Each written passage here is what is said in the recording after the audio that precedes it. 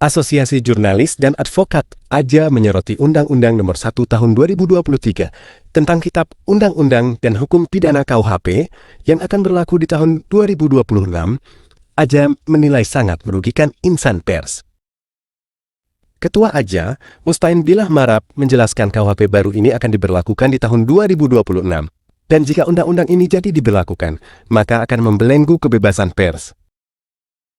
Hal ini dikatakan Ketua AJA saat mengisi materi di acara Record dan diklat jurnalistik Media Nasional News.id yang diselenggarakan selama 2 hari di Blue Ocean, Tanjung Lesung, Kecamatan Panimbang, Provinsi Banten, Sabtu dan Minggu 11 hingga 12 Oktober 2025.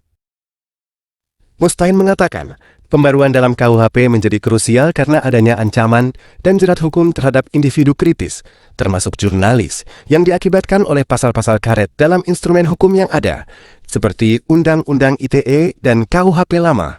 Pasal-pasal ini sering digunakan untuk membungkam kebebasan berekspresi dan pers. Bahkan meskipun dilakukan revisi dan pembaruan, revisi Undang-Undang ITE dan pasal-pasal baru dalam KUHP tetap berpotensi mengkriminalisasikan kerja-kerja jurnalis dan warga yang kritis. Lebih lanjut, Mustain menyampaikan, meskipun terdapat pasal-pasal yang mengancam, instrumen hukum yang seharusnya melindungi jurnalis dan mengarahkan sengketa pers dari jalur pidana. Di pasal 50 KUHP dijelaskan, barang siapa yang melakukan perbuatan untuk melaksanakan ketentuan undang-undang tidak dipidana. Jurnalis yang beroperasi sesuai undang-undang pers tidak boleh dipidana. Namun faktanya kriminalisasi terus terjadi, mengabaikan undang-undang pers dan MOU di Dewan Pers Polri.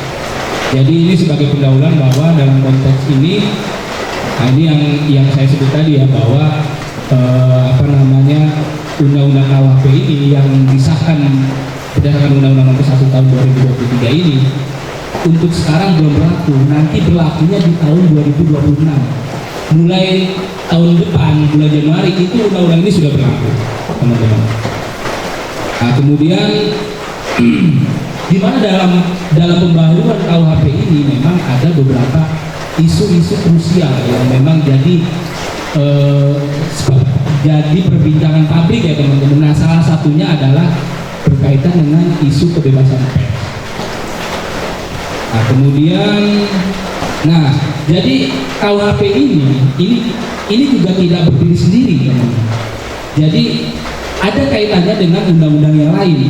Sebagai contoh, Undang-Undang ITE. Nah, inilah salah satu undang-undang yang dijadikan dasar lah, kalau kita sebut bahasa gampangnya pasal karetnya lah buat menggerus kebebasan pers ini. Ya biasanya pakai 2 undang-undang itu, Undang-Undang KUHP dan Undang-Undang ITE. Nah, kemudian masalahnya apa sih? KUHP baru ini menambahkan pasal bermasalah, yaitu penghinaan kepada pemerintah, yaitu tadi.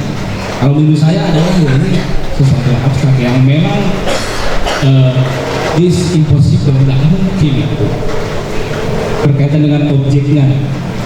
Kemudian di mana di pasal ini adalah ada kondisi khususnya jika tindak pidana tersebut berakibat terjadinya kerusuhan, pidana penjara bisa mencapai 3 tahun.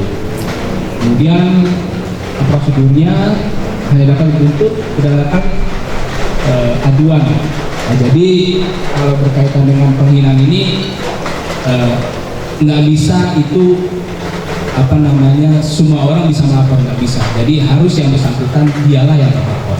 Nah, kalau kasus kita yang seperti itu pernah dialami oleh LDP Luhut Binsar Panjaitan yang dia melaporkan Haris Anhar kalau saya. Nah, itu kan dia langsung datang sendiri tuh ke Barreskrim. Nah, itu karena dia menghina secara pribadi dia, makanya dia tidak bisa diwakili. Sama halnya dengan seperti ini. Jadi dia deliknya adalah delik aduan, bukan merupakan delik. Nah, kemudian setiap orang yang menyiarkan atau menyebarluaskan berita atau pemberitahuan padahal diketahui bahwa berita tersebut bohong yang mengakibatkan kerusuhan dalam masyarakat dipidana paling lama 6 tahun. Nah, ini juga suatu pasal yang nggak jelas juga menurut saya, teman-teman. Karena siapa yang bisa membuktikan bahwa suatu berita itu bisa bohong atau tidak? Disitulah multitafsirnya. Siapapun bisa mengklaim, oh itu berita bohong. Sekali lagi bilang, oh ini berita tidak bohong. Sama halnya dengan kasus dari teman-teman jurnalis di Palopo ya kalau nggak salah ya, yang dia padahal di Dewan Pers bilang itu bukan merupakan tindak pidana, itu merupakan karya jurnalistik dan harus dituntut sesuai kode etik jurnalistik. Dewan Pers bilang seperti itu. Tapi kenyataannya apa teman-teman? Proses hukum tetap berlanjut. Ujungnya kalau nggak salah nih ya, nanti mungkin bisa di cross check, kalau nggak salah dia dituntut jaksa 1 tahun, tapi divonis 2 bulan atau 3 bulan gitu, lupa.